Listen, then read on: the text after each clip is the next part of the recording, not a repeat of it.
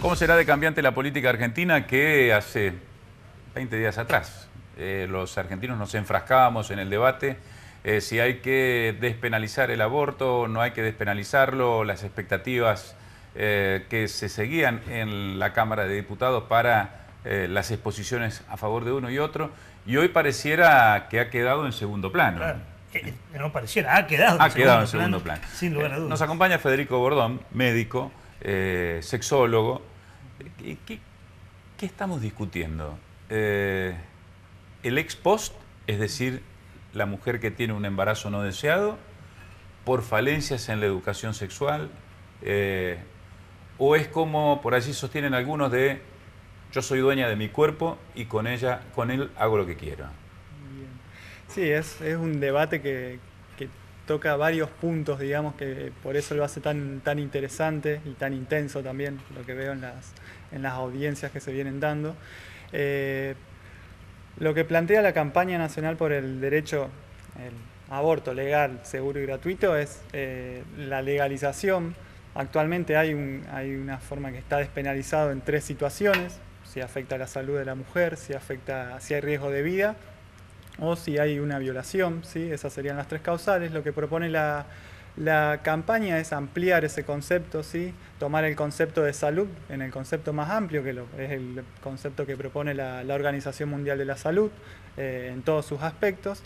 Y lo que se puede llegar a discutir también es los plazos, ¿sí? Hasta qué semanas se podría realizar una interrupción. Y en esto de la salud, en el concepto amplio de salud, la decisión de la mujer es fundamental, ¿sí? Por ahí pasaríamos de decir, bueno, por esta causa se puede hacer una interrupción, a decir, bueno, porque yo lo decido, sin dar tantas explicaciones y excusarse, y apelar a la autonomía de la mujer que decida realizar esta intervención, ¿cierto? Hablaste de las audiencias recién, que generaron debate. Yo te doy mi sensación, podemos coincidir o no. Este tema y otros, bienvenido sea que lo discutamos, pero parece que lo discutamos como si fuera un partido de fútbol, ¿no? Y el que mete más goles gana. En posiciones absolutamente cerradas y en falta de escucha hacia otros criterios. Me dio la sensación de una discusión casi de blancos a negros. ¿Lo viste así? ¿Es positivo que esto nos pase? Sí, la verdad que yo, desde mi punto de vista, celebro el debate. Creo que es una deuda histórica de la democracia debatir este tema. Es la 7ª vez que se presenta en el Congreso para poder debatirse. Se está debatiendo por primera vez, de hecho, y tal vez eso ha generado este fanatismo por ahí con algunas posturas que se transmite a través de las audiencias televisadas. Pero de todas maneras celebro ese debate. Creo que nos merecemos como argentinos ese debate. Federico, hay una discusión en torno de cuándo hay vida o cuándo se es sujeto de derecho. Por allí algunos sostienen que, o pueden llegar a coincidir, cuándo hay vida. El tema es cuándo le caben a esa vida los derechos inherentes o que están contemplados en la Constitución Nacional. Hablan de 2 cosas diferentes, hablan de lo mismo. ¿Sobre qué se legisla? ¿Sobre la vida o sobre el sujeto de derecho? Bien, sí, por ahí son discusiones interminables, y yo coincido con una exposición del filósofo, que es el apellido difícil, Steinreiber, lo escuché y es muy bueno. En el cual plantea que la discusión debe ser política, no metafísica, y coincido, ¿sí? Creo que si nos detenemos a discutir en cuándo es el inicio de la vida, cuándo no, es una discusión estéril que nos llevaría años, ¿sí? Y no creo que nos pongamos de acuerdo, ¿sí? Creo que va más allá de eso, y creo que debería primar en esto, en el derecho que tiene la persona gestante de poder decidir sobre su propio cuerpo. Y en ese sentido, ¿cuándo puede decidir? Y yo creo que en el momento antes de la gestación, ¿sí? Ya toma decisiones, ¿sí? Con ciertos recursos, eso hay que tener en cuenta. Y luego de la gestación también debería poder decidir, ¿sí? Yo voy apoyo más ese sentido de la discusión. Hablabas de semanas al principio. Sí. Por eso creo que la pregunta de Osvaldo apunta a una cuestión temporal, aunque sea tan difícil plantear, este es el momento. Bien.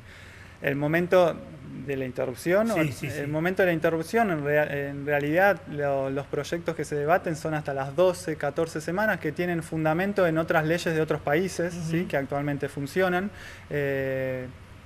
Plantean como límite 12 a 14 semanas, ¿sí? Dependiendo después se tienen en consideración si es una violación o si hay anomalías, digamos, en malformaciones, ¿sí? Pero en primera instancia serían esas semanas las cuales podrían asistir al sistema de salud y solicitar una interrupción. Eso es lo que se propone. Porque más allá de esa cantidad de semanas, el riesgo es de el bebé o de la madre. Sí, acá seguimos pensando sobre el riesgo materno, ¿sí? Sobre lo que se pone. Un aborto o una interrupción después de 14 semanas ya es riesgosa para la madre. Sí, en las condiciones actuales, a ver, se puede realizar, sí, pero aumenta el riesgo. Hay que pensar en otras condiciones, a veces en un quirófano, ¿sí? Plantea otras condiciones, ¿sí? Hasta las 12 semanas, 13 semanas apuntan algunos estudios internacionales que se puede realizar incluso en el domicilio, ¿sí? Sin necesidad de internación. Por ejemplo. Y lo otro que se estaba discutiendo es que es hasta allí, mientras el colectivo feminista habla de una cifra, muchas veces miles de casos de abortos en la Argentina por año, los que defienden o los que se oponen a la despenalización del aborto hablan de que son muy pocos, que el ministerio, las cifras oficiales hablan de que no llegan a un centenar. ¿Cómo se compatibilizan estas dos posturas? Sí, hay una cuestión real que los números, al ser una cuestión clandestina hoy en día, ¿sí? Que predomina la actividad clandestina, es muy difícil manejar números concretos, ¿sí? Como lo es en la trata también de personas, ¿sí? Son situaciones en las cuales la clandestinidad nos obliga a manejar ciertas cifras. Creo que así sean 5, así sean 10, así sean 100, ¿sí? Hay una cuestión en la salud pública que hay que reconocer que si sabemos en qué factor podemos actuar para disminuir la tasa de mortalidad materna, el más claro ejemplo es los abortos clandestinos, ¿sí? Si operamos sobre ese índice, notablemente va a disminuir la tasa de mortalidad materna. O sea, sabemos que directamente si hacemos que el aborto sea una cuestión segura, va a disminuir la tasa. Y más allá de que las experiencias individuales nunca, o no necesariamente son un reflejo de lo macro, vos trabajás en un hospital protomédico, el norte de la ciudad y ya la localidad de Recreo, ¿ves este hecho, digamos, embarazos no deseados, embarazos con peligro de vida de la mujer o de violación como una necesidad para que se legisle? Sí, a ver, más allá del hospital, sí, tengo contacto con los centros de salud de la ciudad, sí, y esto es una situación que se vive en lo cotidiano, sí.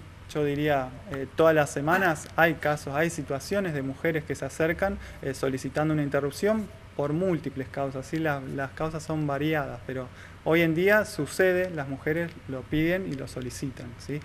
Si el sistema de salud no le da una respuesta, van a terminar accediendo de todas maneras y seguramente en condiciones que sean insalubres. ¿Y cuánto hay en ese embarazo no deseado o qué efectividad tienen las políticas de educación sexual, ¿no? Esto es, porque la consigna del colectivo feminista es educación sexual para decidir, después anticonceptivos gratuitos, sí, para no abortar y aborto seguro para no morir. Sí.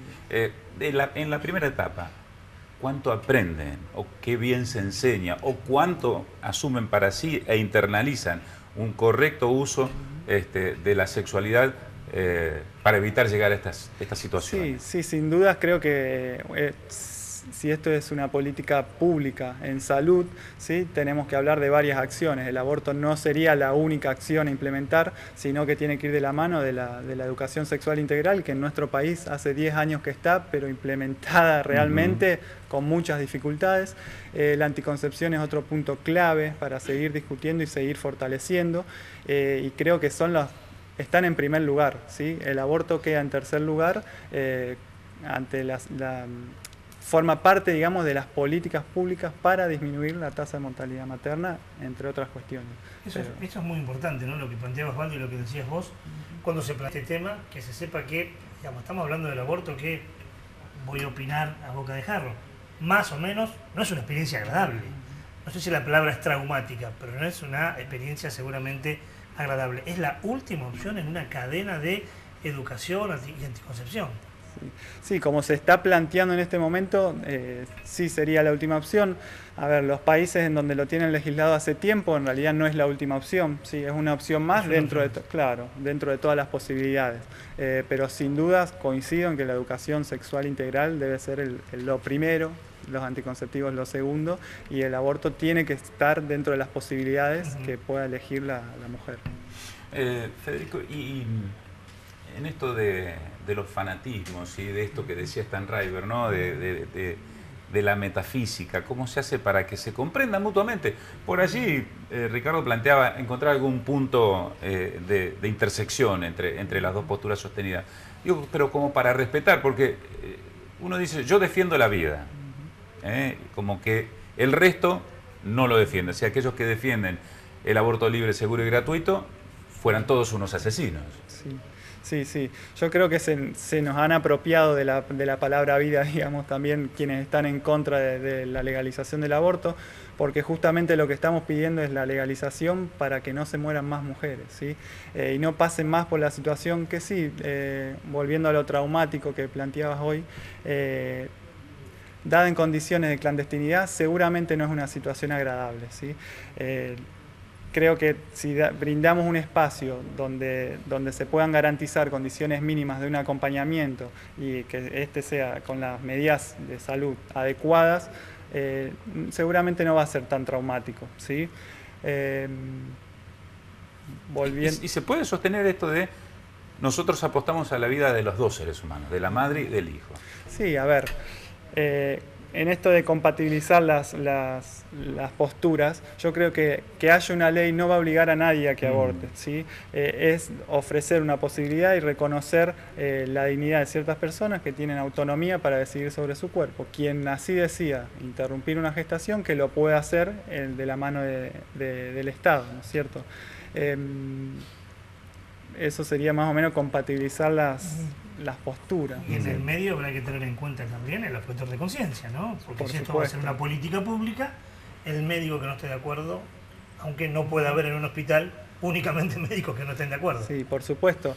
De hecho ya, a ver, la objeción de conciencia ya existe, la mayoría son para prácticas en salud sexual y reproductiva, y se propone discutirlo también en el Congreso. Creo que sí, que tiene que estar, pero teniendo en cuenta esto, que no puede, es individual, no puede ser un servicio completamente objetor, claro, ¿sí? ni la institución objetora, ¿sí? Eso tiene que estar asegurado. Federico, gracias por acompañarnos esta noche. Muchas gracias a ustedes. A mí me parece hoy que con los tres temas que planteamos, inclusive con la discrepancia entre la primera... ¿Usted qué profesor? ¿Cuánto pondría? Nos autoevaluamos. Empatamos de visitante. 6. Sí. ¿Con 6 aprobamos o con 7? No, con 6 ahora. No nos pongamos mucho porque si no que nos queda para hasta noviembre. Hay que remarla hasta noviembre, ¿no? Bueno, nosotros nos aprobamos. Si ustedes también nos aprueban, los invitamos al próximo miércoles aquí en Sin Ánimo de Polemizar. Si sacamos un 4.50, un 5, un 5.75 y estuvo ahí medio pijotero para no darnos el 6. Hay recuperatorio. Hay recuperatorio. Y eso va a ser el próximo miércoles, por lo que los invitamos también a que nos sintonicen. Gracias por habernos acompañado. Hasta la semana que viene.